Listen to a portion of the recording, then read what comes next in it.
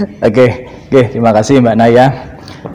Perkenalkan, saya Diki Diawarianto. Saya adalah Kepala Museum BPKRI.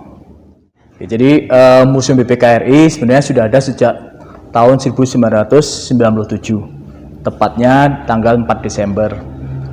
Pada saat itu museum ini diresmikan oleh Bapak J.B. Sumarlin, Ketua BPK pada periode saat itu. Kemudian berjalannya waktu tahun 2016, museum ini tutup total, kita renovasi ya, selama 1 tahun untuk mempercantik, memperindah, dan sekaligus supaya museum ini lebih banyak diminati oleh masyarakat.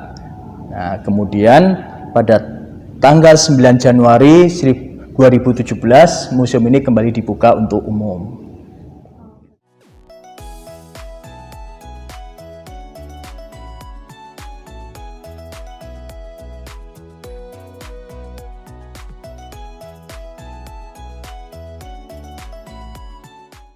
Kalau di lobi 1 kita memperkenalkan, di situ ada tagline BPK, yaitu BPK Kawal Harta Negara. Nah, di sini maksudnya adalah BPK sebagai lembaga pemeriksa keuangan mempunyai tugas untuk mengawal harta negara kita supaya tidak dilarikan atau dimanfaatkan oleh orang-orang yang tidak bertanggung jawab dan yang merugikan oleh masyarakat luas. Di samping itu juga kita menginformasikan denah ruang-ruang yang ada di dalam Museum BPKRI. Nah, ini yang harus kita kenal, harus kita ketahui bersama, bahwa di situ ada lukisan Dwi Tunggal.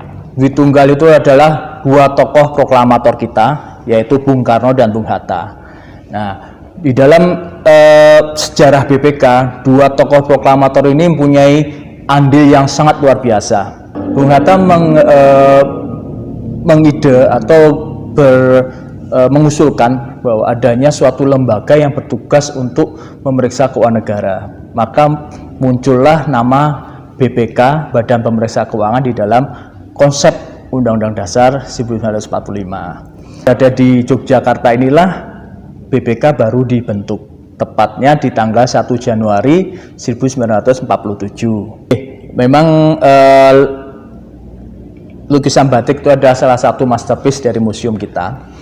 Jadi lukisan batik ini adalah ide dari Bapak Umar Wirahadikusuma. Beliau adalah Ketua BPK periode tahun 1980-an. Nah, ketika beliau menjadi ketua, beliau ingin sekali ada lukisan batik yang menceritakan tentang filosofi BPK.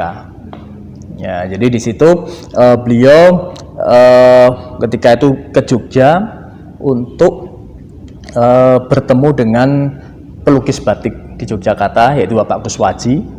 Ya, ketika itu beliau menyampaikan kan dalam lukisan di atas kain seluas 7 kali 2,5 meter. Oke. Dan karena kain itu tanpa sambungan, pada waktu itu di Indonesia belum ada, maka kain ini diimpor dari Singapura. Oke. Adapun cerita dari lukisan batik itu adalah, kalau kita melihat di situ di bawah banyak masyarakat yang sedang bersenang ria, kemudian di atas ada dewa-dewa. Nah, itu adalah gambaran sukacita dari masyarakat ketika harapannya dikabulkan oleh Yang Kuasa. Nah, jadi dalam suatu kerajaan itu dipimpin oleh seorang raja yang dolim, ya, yang jahat, yang menindas rakyatnya. Kemudian rakyat ini berdoa kepada Yang Kuasa supaya diberi pertolongan. Nah, kemudian oleh Yang Maha Kuasa diturunkanlah para dewa. Ya, para dewa ini bertugas untuk memberikan peringatan, memberikan nasihat-nasihat kepada pimpinan di kerajaan tersebut. Nah, dewa-dewa ini pun kemudian dipimpin oleh Dewa Wisnu, ya, yang kalau di lukisan dia naik Garuda, ya, naik burung. Nah, dia membawa cakra itu yang buletan itu, dia adalah senjata saktinya dari Dewa Wisnu. Nah, cakra ini sampai sekarang masih digunakan oleh BPK sebagai lambang BPK. Ya, gitu. Nah, ketika para dewa ini berhasil memberikan nasihat kepada raja, akhirnya kerajaan ini menjadi sentosa. Nah, makanya di situ gambarkan rakyat ini sedang bersukacita.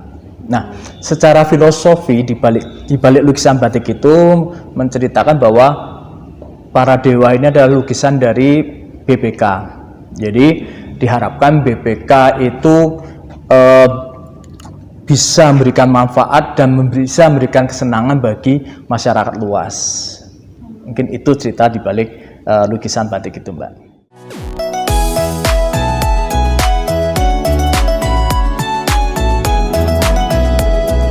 Oke, jadi memang kita sengaja membuat suatu ruangan yang kita namai audiovisual. Itu adalah semacam ruang bioskop kecil ya dari museum kita yang kita tayangkan di situ lebih ke film-film berdurasi pendek.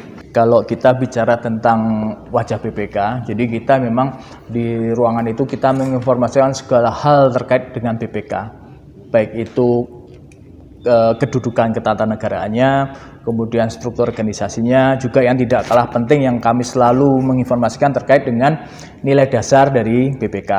Ya. Kalau terkait dengan kesetaraan kedudukan dalam tata negara, BPK itu sejajar dengan lembaga negara lainnya. Ya. Kan kita mengenal ada 8 lembaga negara, yaitu ada BPK, MPR, DPR, DPD, Presiden, kemudian ada MA, MK, KY. Ya. Kemudian saya tambahin di situ kita ada nilai dasar BPK.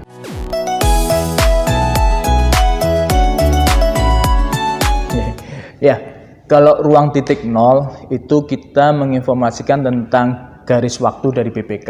Kita menginformasikan BPK dari masa ke masa dari sisi lokasi. Jadi memang tahun 1947 ketika BPK lahir kita berada di Kota Magelang. Ya, kenapa di Kota Magelang? Karena pada waktu itu karena ibu kota kita berada di Jogja, ada kebijakan bahwa lembaga-lembaga negara dan atau kementerian itu berada di sekitar Yogyakarta. Ya, Magelang yang hanya sekitar 40 kilo dari Jogja ini adalah salah satu tempat beradanya kementerian dan lembaga, termasuk BPK lahir di Kota Magelang. Oke, untuk ruang titik nol sendiri kita juga menginformasikan, mungkin di belakang kita ini ada 4 logo BPK. Nah, dari awal berdiri hingga sekarang itu memang kita sejak 1947 hingga sekarang kita berganti di 4 logo BPK. Ya, di situ. Sang ketua sebenarnya kita lebih menginformasikan kepada masyarakat, kita memperkenalkan ketua-ketua BPK dari masa ke masa. Ya, diawali ketua BPK pertama yaitu Bapak R. Surasno.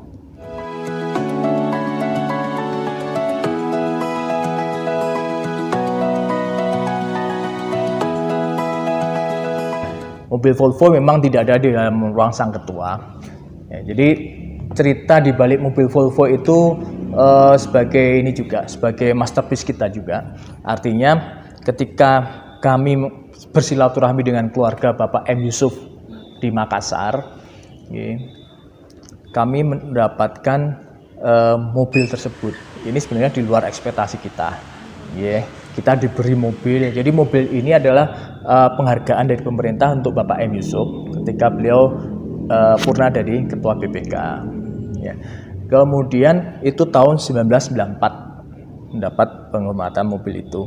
Dan luar biasanya mobil tersebut sudah 20 tahun masih di kilometer 4000-an. Jadi menurut kita mobil ini benar-benar tidak pernah digunakan. Dan ternyata Bapak M. Yusuf memang terkenal dengan orang yang sangat disiplin. Jadi beliau benar-benar memisahkan mana kedinasan, mana pribadi. Jadi benar-benar mobil ini hanya digunakan untuk tugas-tugas kedinasan saja.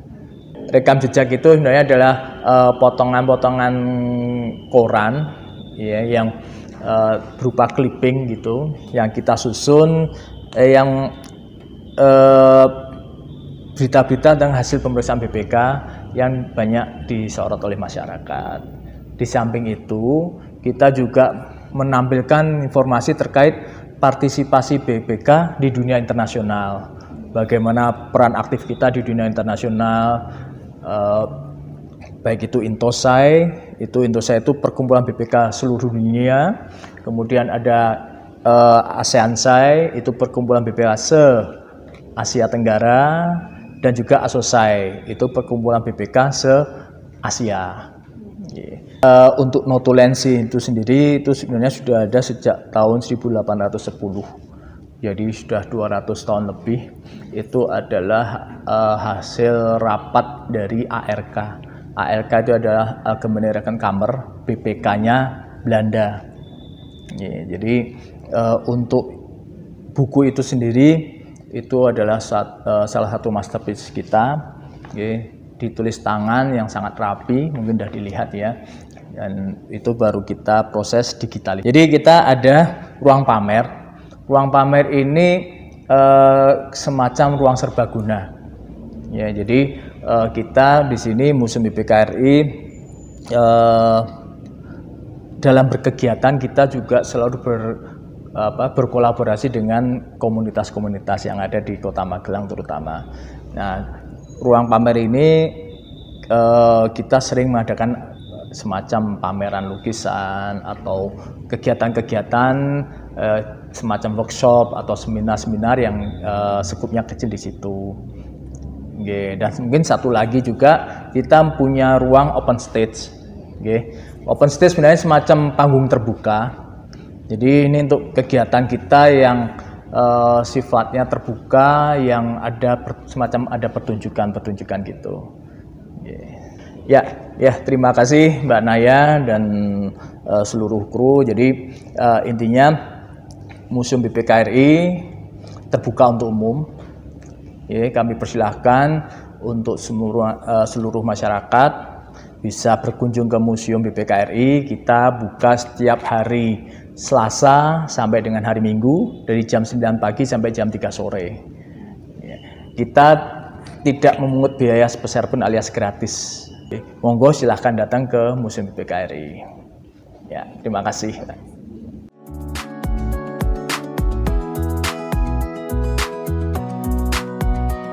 Perkenalkan, nama lengkap saya Andi Anzari, panggilan saya Andi. Nama saya Awi Pramayuda, biasa dipanggil Awi. Saya salah satu pengelola di Museum BPK RI ini. Kenalkan, nama saya Yuni. Saya adalah salah satu petugas museum di BPK RI. Saya bekerja di Museum BPK RI ini sudah lebih 5 tahun, hampir 6 tahun jalan. Bekerja di museum kurang lebih sudah selama 5 tahun. Saya bekerja di Museum BPK RI sejak tahun 1999.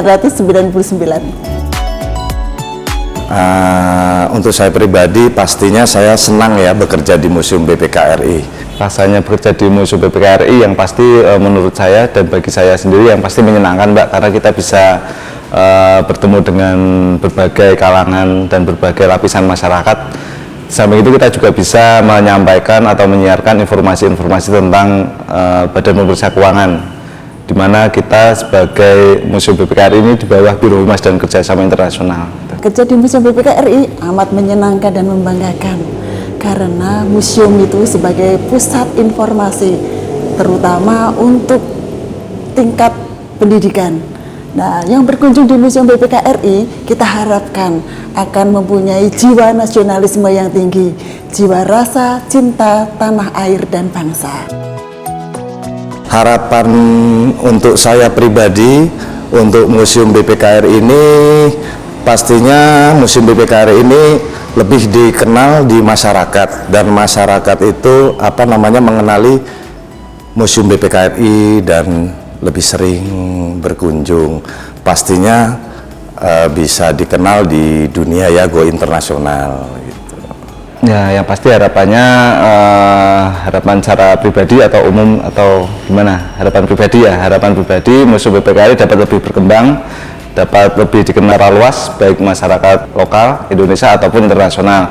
Dan yang pasti tetap menjadi museum yang menginspirasi banyak orang dan tetap menjadi tempat yang edukatif dan rekreatif.